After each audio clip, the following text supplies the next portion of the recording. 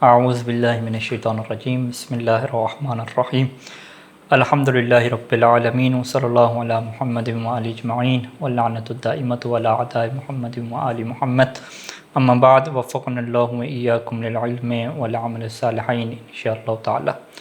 گفتگو توحید افعالی کی اقسام کے متعلق جاری تھی اور ہم نے گزشتہ درس میں توحید در خالقیت اور توحید در رازقیت کے متعلق تفصیلی گفتگو آپ کی خدمت میں رکھی، اور آج توحید افعالی کی جو تیسری قسم ہے توحید در ربوبیت اور اس کی مختلف اقسام کے متعلق گفتگو رہے گی۔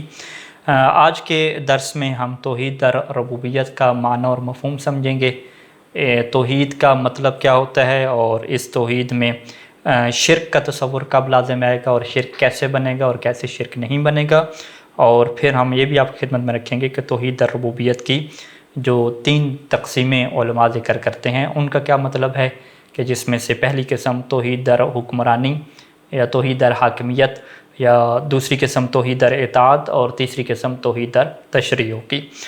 تو یہ ہمارا آج کے درس کا موضوع رہے گا۔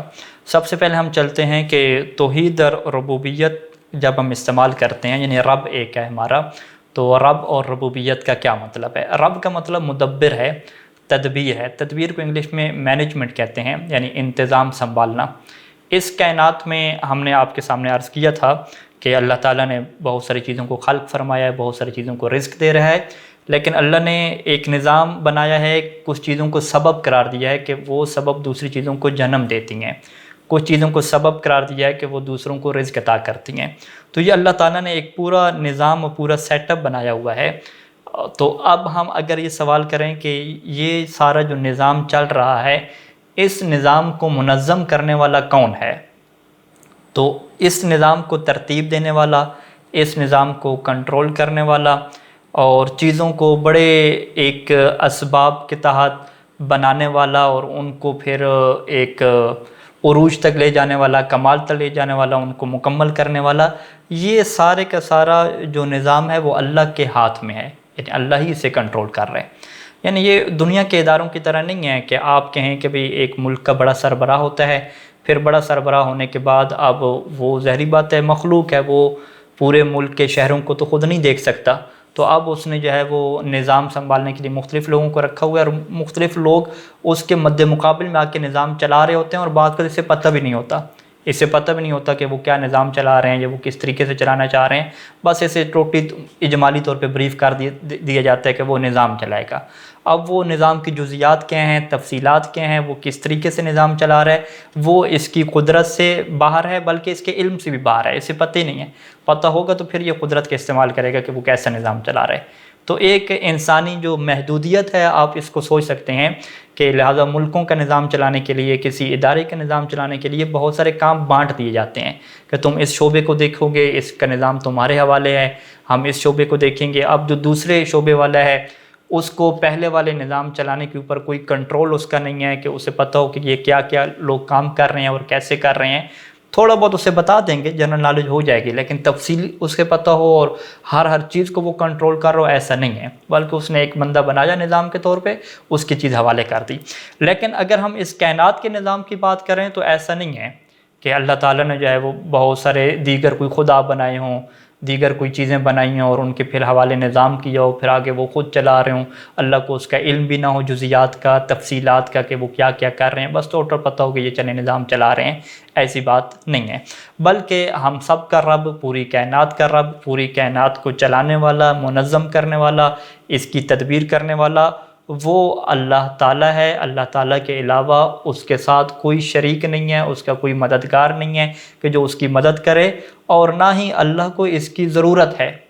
یعنی دنیا میں ایک ادارے کے نظام کو چلانے کے لیے ہمیں ضرورت ہوتی ہے کہ ہم ماہرین کو اس میں رکھتے ہیں، باقاعدہ وہ لوگوں کو ہم اس کے اوپر پیسہ خرچ کرتے ہیں کہ وہ اچھے جو اداروں کو چلانے والے ہیں، اچھے مینیجر کی ہمیں ضرورت ہوتی ہے وہ چلائے۔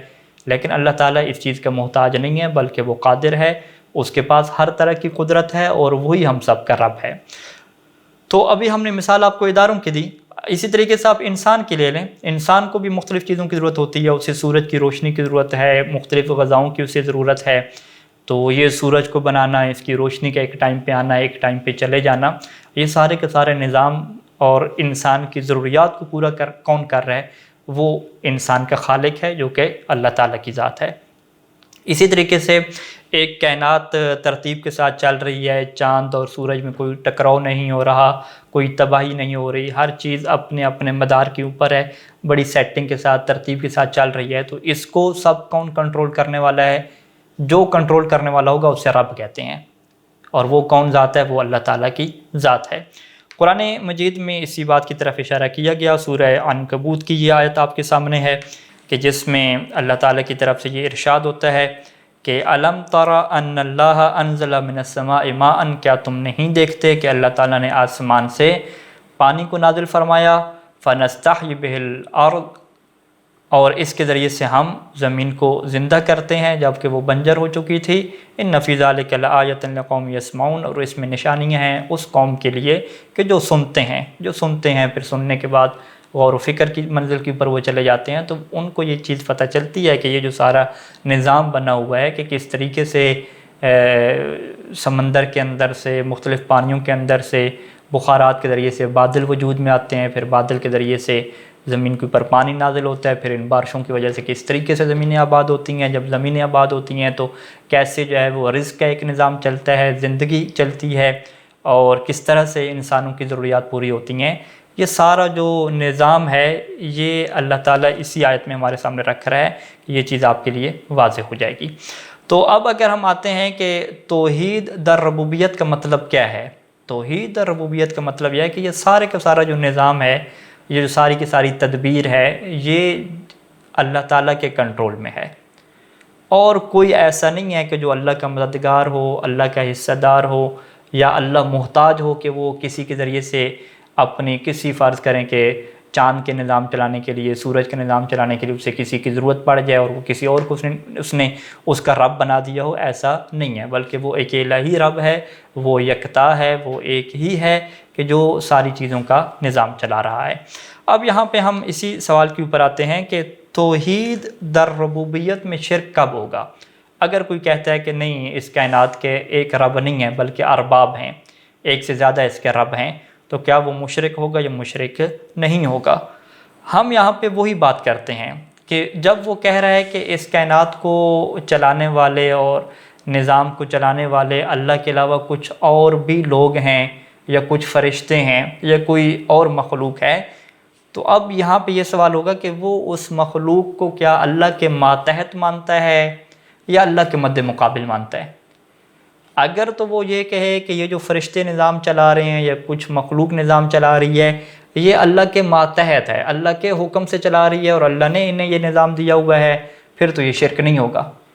کیوں شرک نہیں ہوگا؟ کیونکہ ہم کیا کہیں گے کہ توحید در ربوبیت کی بھی دو قسمیں ہیں، کہ توحید در ربوبیت کی پہلی قسم مباشر ہے کہ خود اللہ نظام چلائے، اور دوسری صورت کیا ہے کہ تسبیبی ہے کہ اللہ بہت سارے اسباب اور وسائل کو پیدا کرے اور ان وسائل اور اسباب کے ذریعے سے کائنات کا نظام چلایا جائے، لیکن وہ اسباب اور جو وسائل ہیں وہ مکمل طور پہ اللہ کے اختیار میں ہوں، ایک پتہ بھی حرکت نہ کر سکتا ہو اللہ کے اذن کے بغیر، اللہ کے اذن تکوینی کی ہر ایک کو ضرورت پڑتی ہو۔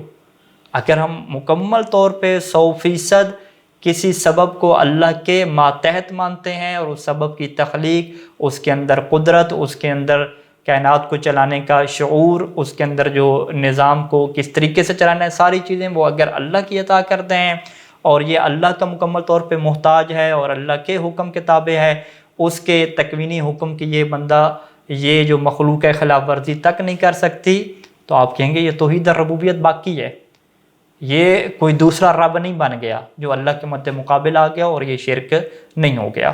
اور یہ چیز قرآن مجید میں موجود ہے، یعنی قرآن مجید میں اگر آپ جائیں تو اللہ تعالیٰ نے یہ بات بیان فرمائی ہے کہ جو مدبر ہیں، یعنی جو تدبیر کرنے والے ہیں، کائنات کا نظام چلانے والے ہیں، وہ فرشتے بھی ہیں، اور کچھ آیات میں یہ فرمایا کہ نہیں، یہ اللہ تعالیٰ ہی ہے جو نظام چلا رہا ہے۔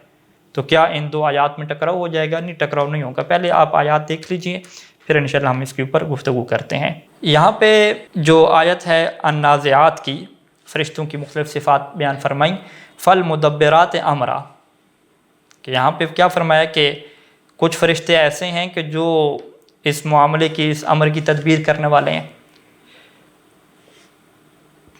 تو یہاں پہ مدبر کون بن گیا؟ یہاں پہ تدبیر کرنے والا یا تدبیر کا آپ دوسرا لفظ لے کر رب، تو یہاں پہ رب کون بن گیا؟ فرشتے بن گئے۔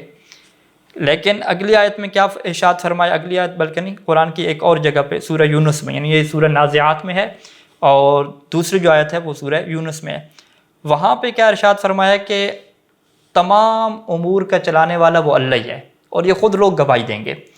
وَمَن يُدَبِّرُ الْأَمْرَ، یعنی امر کو چلانے والا، اس سارے معاملات کو، عالم کو چلانے والا کون ہے؟ فَسَيَقُولُونَ اللَّهُ، تو وہ سب کہیں گے کہ اللہ ہی ہے۔ فَقُلْ أَفَلَا تَتَّقُونَ، جب تم مانتے ہو کہ سب کچھ اللہ کے ہاتھ میں ہے، سارا نظام اللہ چلا رہا ہے، تو تم ڈرتے نہیں ہو، خوف نہیں کھاتے؟ یعنی ان کو خطاب ہے کہ جب اللہ کو رب مان چکے ہو تو اب اللہ کے علاوہ دوسرے ہستیوں کو اور دوسرے بتوں کو تم کیوں رب مانتے ہو؟ تم یہ کیوں کہتے ہو کہ اس سورج کو چلانے والے کچھ اور فرشتے ہیں، کچھ اور، یعنی کہ وہ خدا ہیں، وہ تو انہیں خدا کہتے تھے، اور اسی طریقے سے کسی اور کائنات کو چلانے والے کوئی اور خدا ہیں، پھر انہوں نے ان خداؤں کی کیا ہے، مورتیاں اور بت بنا رکھے تھے، ان کی عبادت کرتے تھے۔ تو اللہ تعالیٰ نے فرمایا کہ جب تم اس بات کو مانتے ہو کہ مدبر اللہ تعالیٰ کی ذات ہے، تو پھر تم اس بات سے ڈرتے کیوں نہیں ہو؟ بہرحال یہ ایک تفصیلی گفتگو ہے، انشاءاللہ اگلے درسوں میں آئے گی کہ مشرکین عرب کا شرک کون سی قسم کا تھا۔ تو یہ بحث ہم تب کر سکتے ہیں کہ جب آپ شرک کی تمام اقسام کو سمجھتے ہوں کہ شرک کی کون کون سی قسم ہے، توحید کی کون کون سی قسم ہے۔ جب توحید کی تمام اقسام واضح ہو جائیں گی، شرک کی تمام اقسام واضح ہو جائیں گی، تو پھر انشاءاللہ ہم آپ کی خدمت میں قرآن مجید کی مختلف آیات کے ذریعے سے، مختلف روایات کے ذریعے سے ایک پورا درس رکھیں گے کہ مشرکین عرب جو شرک کیا کرتے تھے وہ کون سا شرک تھا، اور وہ کون سی قسم کا شرک تھا، اور وہ اس شرک میں کیوں مبتلا ہوئے اور کیوں اس شرک کے اوپر وہ ڈٹے رہے۔ انشاءاللہ اللہ تعالیٰ کی توفیق شامل حال ہوئی تو اس موضوع کو ہم زیر گفتگو لیں گے۔ تو یہاں پہ دوسری آیت میں کیا ارشاد ہوا کہ تدبیر کرنے والی اللہ تعالیٰ کی ذات ہے، اور اسی طریقے سے ایک اور آیت ہے کہ جس میں ارشاد ہوا کہ یدبر الامر، کہ وہی امر کی تدبیر کرتا ہے، وہی سب چیزوں کی، پورے امر کی، پورے معاملات کی، پورے عالم کی تدبیر کرنے والی ذات وہی ایک اللہ تعالیٰ کی ذات ہے۔ تو اب ان دو آیات میں کوئی ٹکراؤ نہیں ہوگا۔ کیوں ٹکراؤ نہیں ہوگا؟ کیونکہ آپ کیا کہیں گے کہ یہ جو فرشتوں کا مدبرات بننا ہے اور جو اللہ کا مدبر بننا ہے، ان میں فرق کیا ہے کہ فرشتوں کو جو مدبرات بنایا گیا ہے وہ بھی اللہ تعالیٰ کی طرف سے بنایا گیا ہے، فرشتے بھی اللہ کے امر کے تابع ہیں، تو لہذا یہ تدبیر تسبیبی ہو جائے گی۔ یعنی اللہ نے جو کائنات کو چلانے کے لیے ایک نظام بنایا کہ اللہ نے بہت سارے اسباب اور وسائل بنائے، اور ان وسائل کے ذریعے سے اللہ تعالیٰ اس کائنات کے نظام کو چلاتا ہے۔ اب یہاں پہ جب توحید الربوبیت کا معنی واضح ہو گیا تو اب اس کی ہم اقسام کی طرف چلتے ہیں۔ جب کائنات کا نظام چلنا ہے تو ظاہری بات ہے یہاں پہ کوئی حاکم بھی ہوگا، یعنی جب سب انسان ہیں تو سب انسانوں کے اوپر حاکمیت کس کی ہوگی؟ دیکھیں حکمرانی کا کیا مطلب ہوتا ہے، حاکم کسے کہتے ہیں؟ حاکم اس سے کہتے ہیں کہ جو لوگوں کی املاک پراپرٹیز کے اوپر جو ہے وہ زیادہ حق کے تصرف رکھتا ہے۔ یعنی میں کہتا ہوں کہ یہ گھر میرا ہے، یہ موبائل میرا ہے، یہ لیپ ٹاپ میرا ہے، تو جو اس لیپ ٹاپ اور اس گھر کے اوپر مجھ سے زیادہ حق رکھتا ہے، مجھ سے زیادہ تسلط رکھتا ہے، وہ اس سے میں کیا کہوں گا، یہ حاکم ہے، یہ حکمران ہے۔ اسی طریقے سے وہ جب چاہے میری ذمہ داری لگا دے کہ تم یہ کام کرو، جب چاہے مجھے اس ذمہ داری سے ہٹا دے، جب چاہے میرے اوپر سزا جاری کرے کہ میں نے اس کی بات کیوں نہیں مانی، اور جب چاہے مجھے انعام دے دے، تو یہ حاکمیت ہے۔ لہذا حاکمیت میں بنیادی چیز کیا ہوتی ہے کہ وہ میری تمام املاک، میری پراپرٹیز کے اوپر تسلط رکھتا ہے، اس کے اوپر حق کے تصرف رکھتا ہے، اور میرے اوپر سزا کرنے کا حق اس کے پاس ہوتا ہے کہ میرے اوپر سزا جاری کرے، اور مجھے کسی جگہ بھیجنا، کسی جگہ سے معزول کرنا، یہ بھی اس کے حق میں ہوتا ہے۔ تو اب جب کائنات کا نظام چلنا ہے، انسانوں کا نظام چلنا ہے، تو یہ حاکمیت کس کے پاس رہے گی؟ تو یہاں پہ توحید الربوبیت کا کیا تقاضا ہے کہ حاکمیت بھی اللہ کے پاس رہے گی، اللہ ہی حاکم ہوگا، اللہ ہی ولی ہوگا۔ ولی کیا مطلب؟ یعنی جس سے ہم کیا کہتے ہیں، حاکم کہتے ہیں۔ یہاں پہ ہم قرآن مجید کی آیات کی طرف چلتے ہیں تو یہ چیز آپ کے لیے مزید واضح ہو جائے گی۔ قرآن مجید کی یہ آیت دیکھیے گا، سورہ شورى کی 9 نمبر آیت، کہ ام اتخذوا من دونی اولیاء، اولیاء یہاں پہ وہ اعراب کے اعتبار سے غلط لکھا ہوا ہے، اولیاء یعنی یا کے بعد ایک الف ہے، کہ کیا ان لوگوں نے من دون ہی اللہ کے علاوہ اللہ کے مد مقابل اولیاء یعنی حاکم بنا لیے ہیں اپنے. فاللہ هو الولی، اور حاکم کون ہے؟ وہ تو اللہ ہے. ولی اور مولا کا مطلب حاکمیت کے معنی میں آتا ہے، اور یہاں حاکمیت کے معنی میں ہی اس آیت میں ہے، دوست کے معنی میں نہیں ہے کہ اللہ کے علاوہ انہوں نے کسی کو دوست بنا لی اور اللہ ہی کیا ان کا دوست ہے. یہاں پہ حاکمیت کے معنی میں ہے. کیا ان لوگوں نے اللہ کے علاوہ حاکم بنا لیے، دوسروں کو حکمران بنا لیا، حالانکہ اللہ ہی حاکم ہے؟ تو جب حاکم اللہ ہے تو پھر یہ جو حکومت کا سلسلہ ہے، یہ جو انسانوں کے اوپر حکومت کرنے کا نظام ہے، وہ بھی اللہ تعالیٰ کی طرف سے آئے گا.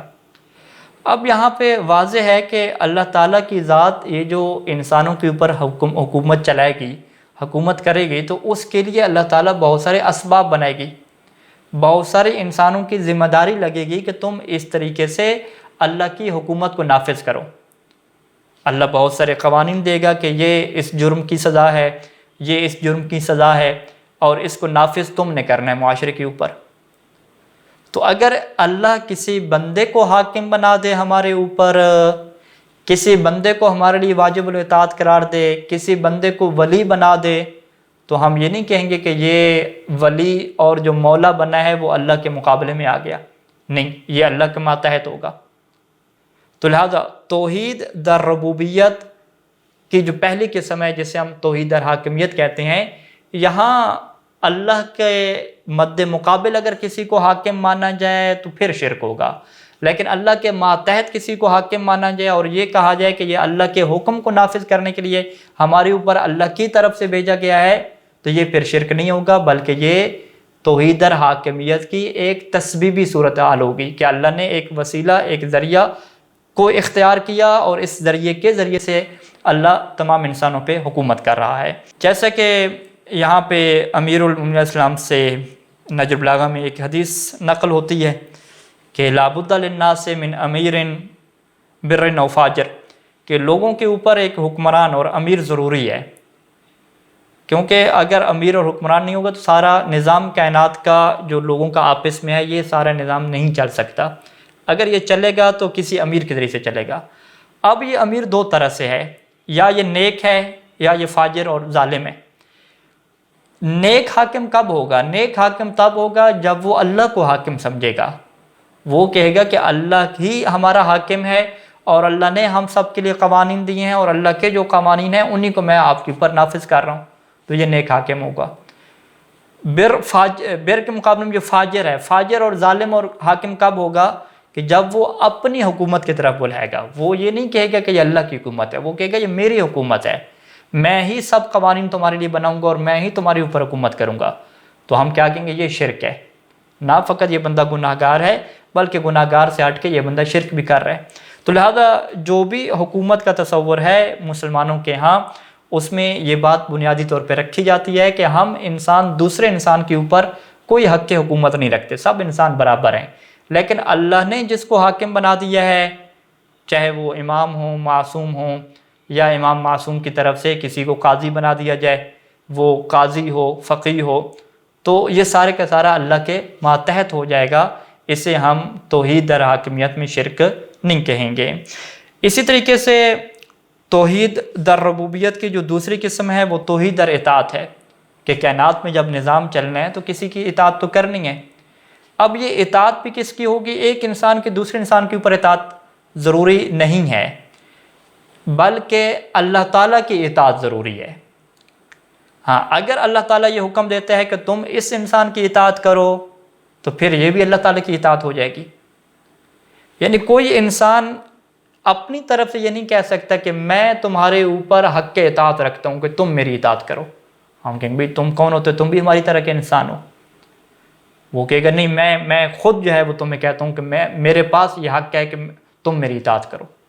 اب وہ جب کہ میرے پاس حق ہے، اسے حق اللہ نے نہیں دیا، اس کا مطلب وہ اللہ کے مقابلے میں اپنے آپ کو رکھ رہا ہے کہ میرے پاس بھی حق اطاعت ہے، کہ میں بھی اس سیٹ اپ اور نظام کو جو چلاؤں گا، جو تدبیر کروں گا، مینجمنٹ کروں گا، وہ میرا اپنا حق ہے. تو یہ شرک ہو جائے گا. شرک سے کیسے بچیں گے؟ جب وہ کہے گا کہ نہیں، اللہ نے مجھے یہ حق دیا ہے اور اللہ نے مجھے یہ کہا ہے کہ تم سب لوگ میری اطاعت کرو. تو پھر ہم کیا کہیں گے کہ ہاں یہ تو شرک نہ ہوا، یہ تو اللہ تعالیٰ کا حکم آ گیا. جب اللہ تعالیٰ کا حکم آ گیا تو یہاں پہ اطاعت کس کی ہو رہی ہے؟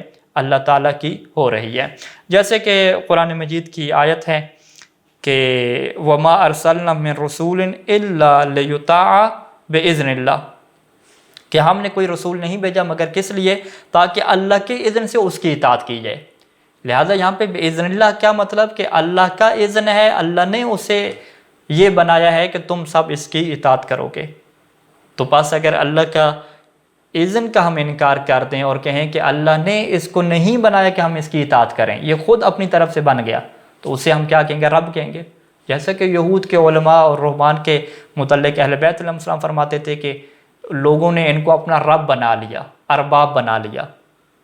تو راوی نے پوچھا وہ کیسے؟ انہوں نے کہا کہ یہ اپنی طرف سے ان کے لیے حلال حرام بناتے ہیں اور یہ لوگ ان کی اطاعت کرتے ہیں. تو جو اپنی طرف سے حلال حرام بنائے اور لوگ اس کی اطاعت کریں تو اس کو کیا کہتے ہیں؟ کہ لوگوں نے اس کو رب بنا لیا ہے، کیونکہ یہ توحید الربوبیت کی قسم ہے. توحید الربوبیت کی کون سی قسم ہے؟ کہ اطاعت بھی اسی کی ہوگی جو رب ہوگا. تو لہٰذا کیا ان لوگوں کو اللہ نے یہ اختیار دیا تھا کہ تم لوگوں کے لیے حلال حرام بناؤ؟ جب اللہ نے یہود کے علماء کو، رہبان کو یہ اختیار ہی نہیں دیا کہ وہ لوگوں کے لیے حلال حرام بنائیں، تو اگر وہ اپنی طرف سے بنا رہے ہیں تو یہ اللہ کے مقابلے میں خود کو رب تصور کرنا ہے. اچھا، یہ دو قسمیں ہوگی، توحید حکمرانی اور توحید اطاعت. اور تیسری قسم توحید تشریع ہے. تشریع کا کیا مطلب ہوتا ہے؟ قانون بنانا. قانون بنانے کا جو حق ہے وہ اللہ تعالیٰ کو ہے، اور تمام لوگوں کی یہ ذمہ داری ہے کہ وہ اللہ کے قانون کے مطابق فیصلہ کریں، اللہ کے قانون کے مطابق حکم دیں. قرآن مجید کی یہ آیت ہے کہ وَمَن لَمْ يَحْكُمْ بِمَا أَنزَلَ اللَّهُ فَأُولَٰئِكَ هُمُ الْكَافِرُونَ، کہ جو لوگ اللہ کی نازل کردہ کتاب کے مطابق فیصلہ نہیں کرتے تو وہ لوگ کافر ہیں. قرآن میں جو نازل ہوا اس کو نہیں ماننے کو تیار، اس کے مد مقابل اپنی چیز بنا کے قانون کے طور پہ نافذ کرنا چاہتے ہیں جو قرآن کے مقابل میں ہے. تو قرآن کے مقابل میں کوئی قانون بنانا اور اسے نافذ کرنا یہ توحید تشریع ہے، کیونکہ قانون بنانے کا حق اللہ تعالیٰ کی ذات کو ہے، یا اس ذات کو ہے کہ جس سے اللہ نے کہہ دیا ہو کہ آپ اس کو بھی حق کہہ کے یہ بھی کیا قانون بنا سکتا ہے. انشاءاللہ اگلی گفتگو میں ہم واضح کریں گے کہ محمد و آل محمد علیہ السلام کو اللہ نے یہ تشریع کا حق دیا ہے بہت سارے مواقع پہ، کہ جہاں پہ اللہ تعالیٰ نے قوانین نہیں بنائے تو ان کو یہ حق ہے کہ وہاں پہ یہ قوانین بنائے. اور بہت ساری ہم مثالیں آپ کے سامنے رکھیں گے کہ اللہ کے رسول نے کون کون سے قوانین بنائے اور کس طرح سے وہ اضافی قانون اب بھی شریعت کا حصہ ہیں کہ جو اللہ کی طرف سے نہیں بنائے گئے تھے لیکن رسول نے بنائے اور اللہ نے اس کو امضاء کر دیا، اللہ نے اس کو اوکے کر دیا. تو لہذا گفتگو کا خلاصہ کیا ہے کہ توحید الربوبیت کے سارا جو کائنات کا نظام چلے گا حکمرانی کے ذریعے سے اگر چلے گا تو وہ بھی حاکم اللہ تعالیٰ کی ذات ہوگی. اگر وہ اطاعت کے ذریعے سے چلے گا کہ کوئی کس کا کہنا مانے گا تو وہ بھی اللہ تعالیٰ کی طرف سے حکم آئے گا تو اس کی اطاعت ہوگی. اور اسی طریقے سے اگر قانون بنے گا تو وہ قانون بھی اللہ تعالیٰ کی طرف سے بنے گا. اگر کوئی اپنی طرف سے قانون بناتا ہے، اگر کوئی اپنی طرف سے کہتا ہے کہ تم میری اطاعت کرو، اگر کوئی اپنی طرف سے کہتا ہے کہ میری حکومت ہے اور تمہاری اوپر ضرورت ہے کہ میری حکومت میں تم میری خلاف ورزی نہ کرو اور اسی کے تابع ہو جاؤ، تو یہ سارے کا سارا اللہ کی ربوبیت کا انکار ہو جائے گا. یعنی خود کو اللہ کے مد مقابل کرنے والی بات ہوگی اور توحید الربوبیت میں یہ شرک لازم آ جائے گا. تو انشاءاللہ اگلی گفتگو میں ہم مزید تفصیل سے ان اقسام کے اوپر بھی گفتگو کریں گے. وصلی اللہ علی محمد و آلہ اجمعین. والسلام علیکم ورحمۃ اللہ وبرکاتہ.